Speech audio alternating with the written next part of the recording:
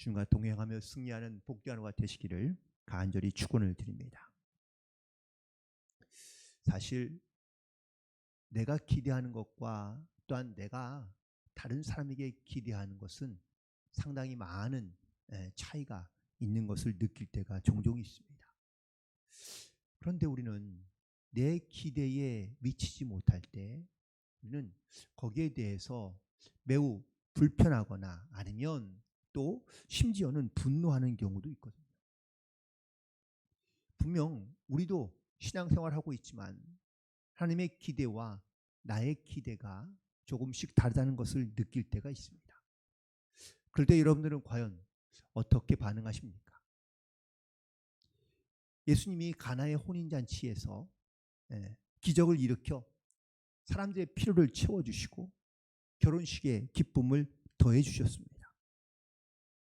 그러나 예수님께서는 단순히 어떤 사람의 필요를 채우거나 그들에게 기쁨과 즐거움을 주기 위해서 기적을 행하신 것은 아닙니다. 이 요한복음 2장에는 두 가지의 사건이 대두적으로 기록되고 있는데, 하나는 예수님의 첫 번째 기적의 사건인 가나의 혼인잔치이고, 두 번째는 성전을 정화시키시는 사건이 등장하고 있습니다. 첫 번째 사건에는 사람들의 어떤 필요와 기쁨을 채워주시는 그런 예수님의 기적의 사건의 첫 번째 기적의 사건에 중심을 좀 두고 있는 것 같다면, 두 번째는 완전히 반대입니다.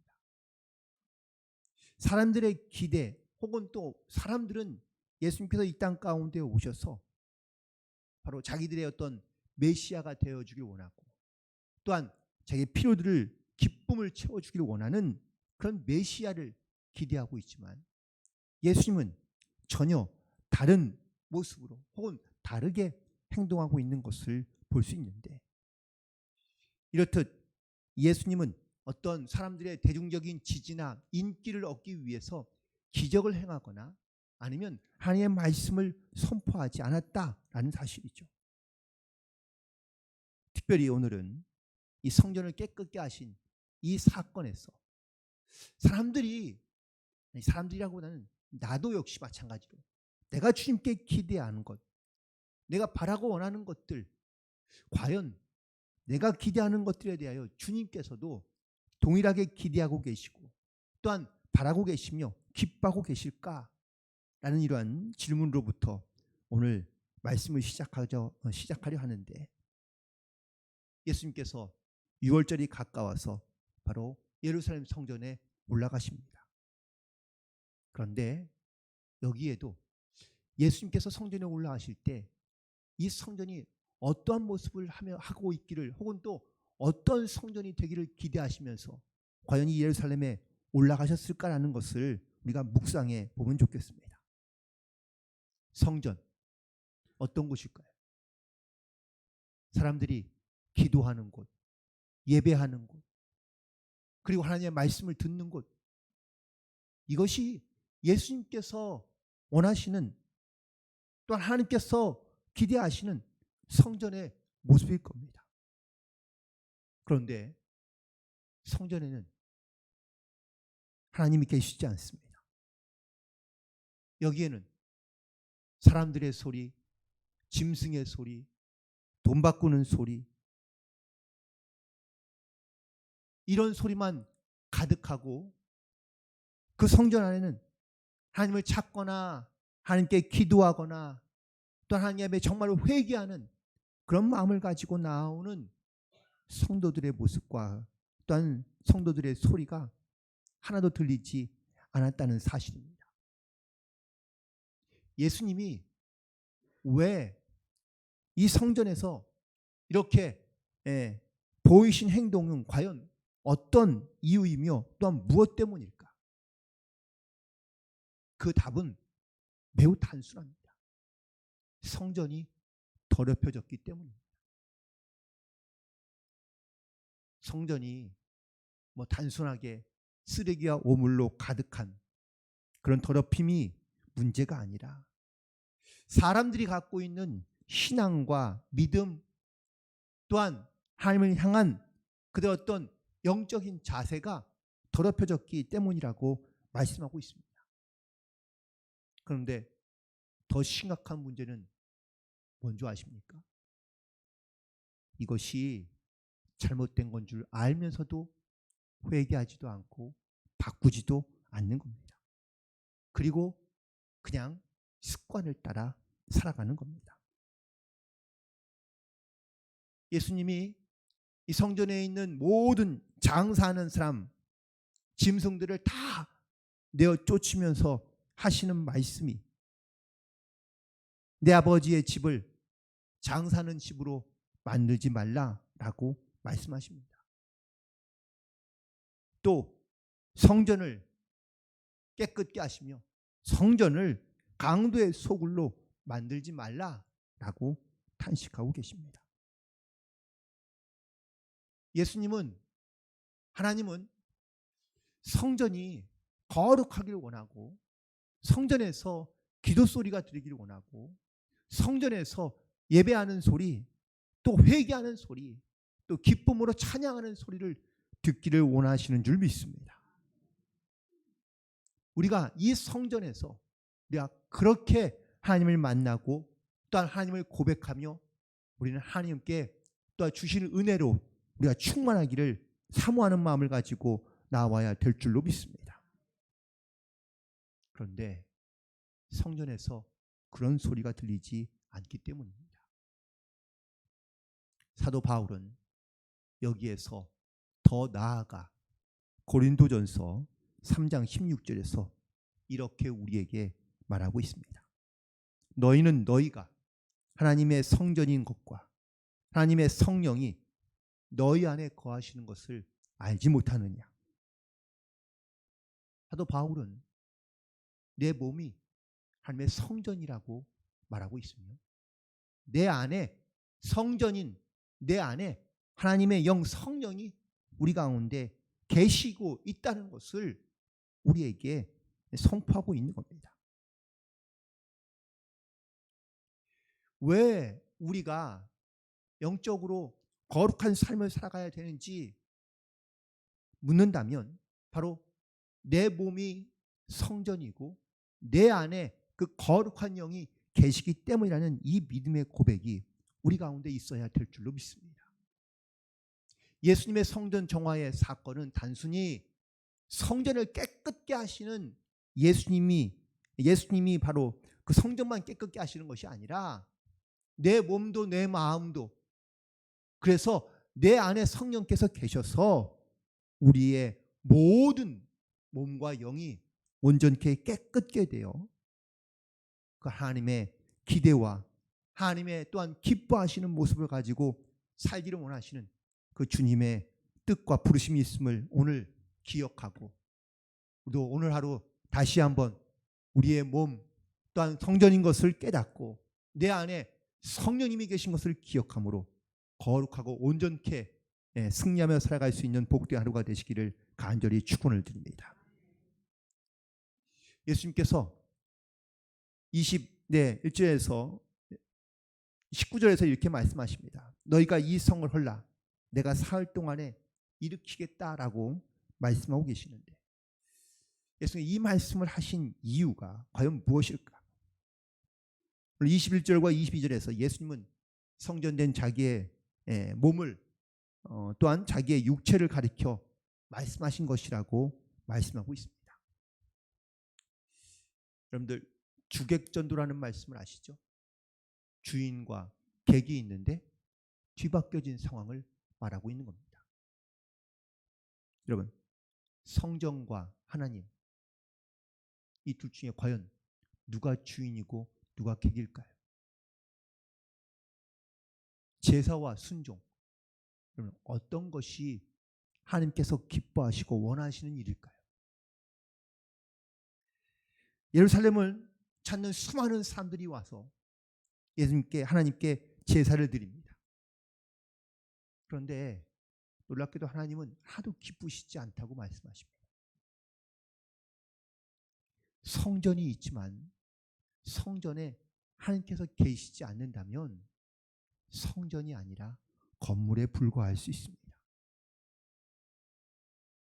성전의 주인은 하나님이신 줄로 믿습니다. 사람들은 하나님의 말씀을 듣지만 하나님께서는 말씀을 듣는 것으로 기뻐하는 것보다 그 말씀을 듣고 순종하는 것을 기뻐하시는 줄로 믿습니다. 성전은 예배하는 곳이고 또한 성전은 하나님을 만나는 곳이지만 많은 사람들이 성전에 있는 뜰, 그 문만 밟고 간다고 하나님께서는 탄식하고 계십니다. 우리는 오늘도 주님 전에 나와 예배합니다. 바라고 원하기는 그냥 이렇게 내 성전 문만 밟고 가는 그러한 모습으로 우리가 돌아가기를 원치 않으시고 하나님께서 우리에게 주시는 은혜를 사모하며 또한 그 은혜 가운데 내 삶의 진정한 주인이 하나님이신 것을 믿음으로 고백하며 나아갈 수 있는 그런 저와 여러분이 되기를 간절히 소망합니다. 오늘 특별히 예수님께서 이 성전을 헐면 내가 사흘 동안에 일으키리라고 말씀하신 이유가 22절에 기록되어 있습니다. 죽은 자 가운데서 살아나신 후에야 제자들이 이 말씀하신 것을 기억하고 성경과 예수께서 하신 말씀을 믿었더라. 사람들은 예수님께서 이 하신 말씀에 이 성전이 46년 동안이나 지었는데 내가 3일 동안에 이것을 다시 일으킬 수 있겠느냐라고 묻습니다. 결국 예수님께서 하신 말씀이 무엇인지를 깨닫지 못하니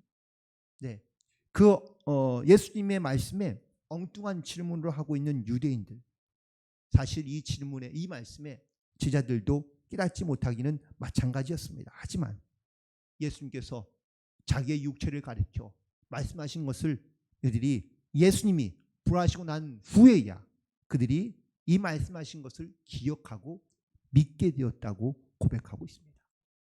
때로는 우리 하나님의 말씀을 듣지만 그 말씀을 깨닫지 못할 수도 있습니다.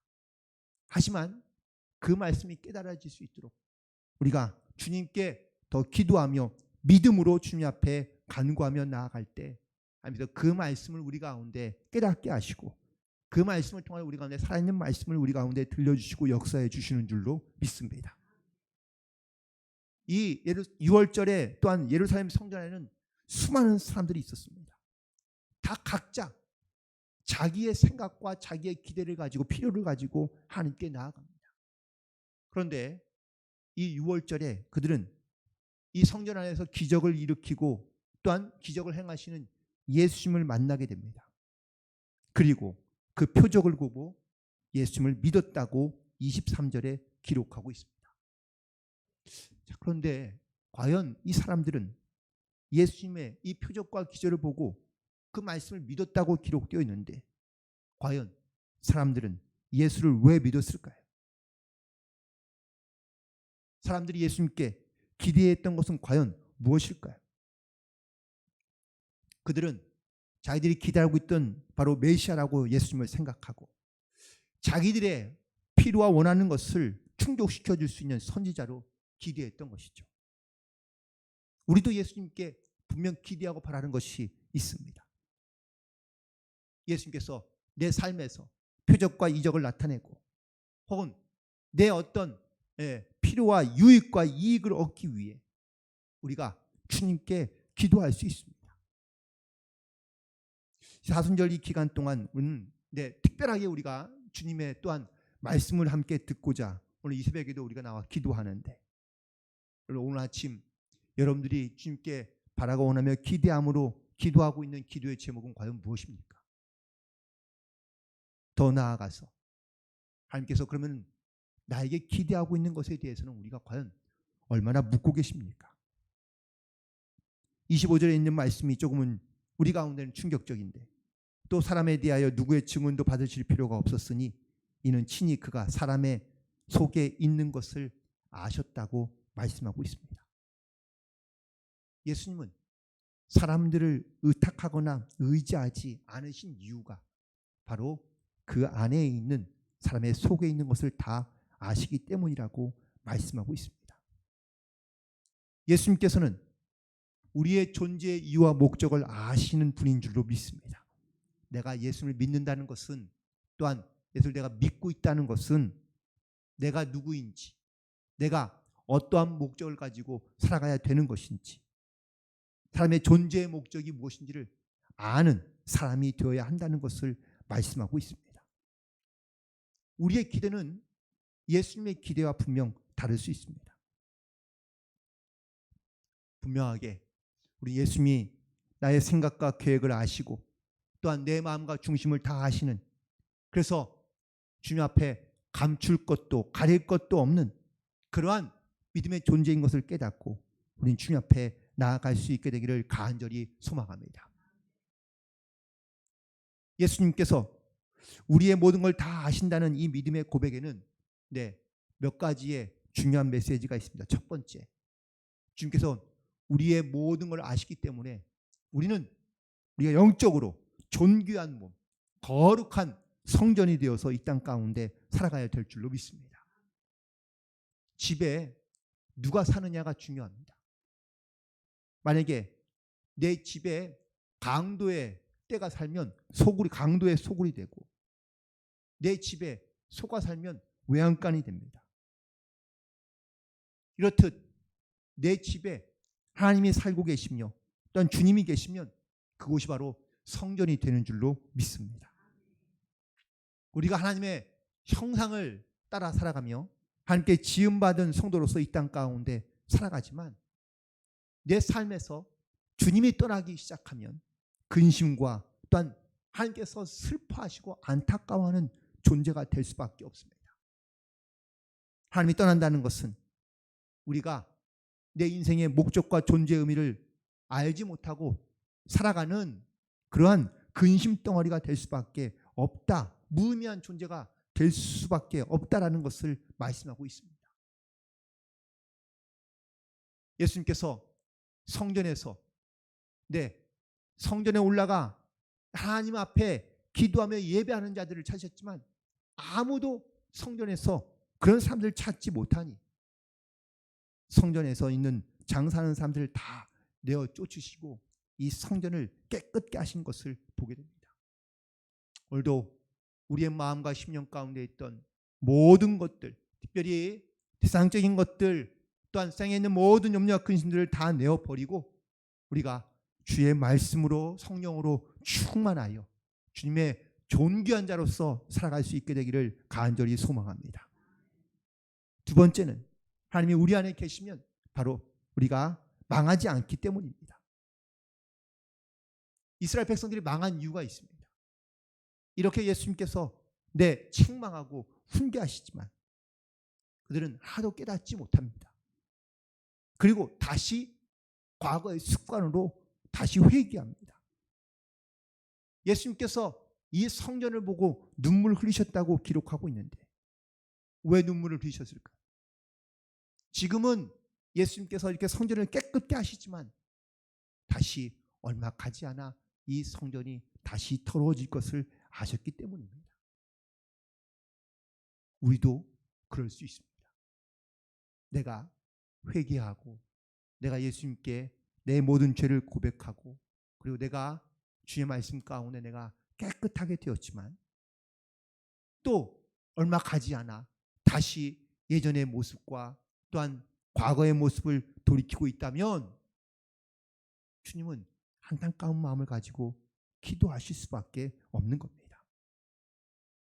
우리 안에 예수님이, 성령님이 계시지 않으면 우리는 예수님의 자리 대신에 세상 것들로 우리의 마음과 생각과 또한 우리의 삶을 거기에 붙들려 살아갈 수밖에 없다는 사실입니다.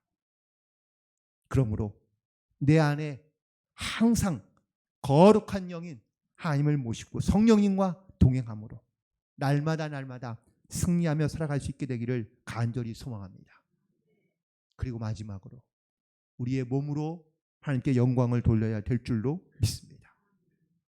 바울이 말씀한 것처럼 우리의 몸은 하나님의 것이며 성전인 줄 믿습니다. 그래서 우리가 이 거룩한 몸, 거룩한 성전이 되어 이 땅 가운데 살아가야 한다는 겁니다. 때로는 이 성전에 거룩하지 못한 것으로 우리가 들여올 수도 있습니다. 내 안에 원망과 또한 비난과 시기와 불평과 정욕과 또한 탐욕들로 사실 우리의 몸을 혹은 또 성전을 우리가 더럽힐 수 있지만 내 안에 계시는 성령님을 여러분들 반드시 기억하고 그 성령님 앞에 우리가 부르짖고 간구하여 우리의 몸과 영을 우리가 잘 무장하여 성령으로 무장하여 영적인 모든 싸움 가운데 반드시 믿음으로 승리하며 나아갈 수 있게 되기를 간절히 소망합니다. 먼저 우리의 영적인 삶의 자세와 믿음의 모습 가운데 깨끗하고 온전케 거룩해 되어 하나님의 말씀 가운데 순종하며 나아갈 수 있기를 간절히 소망합니다.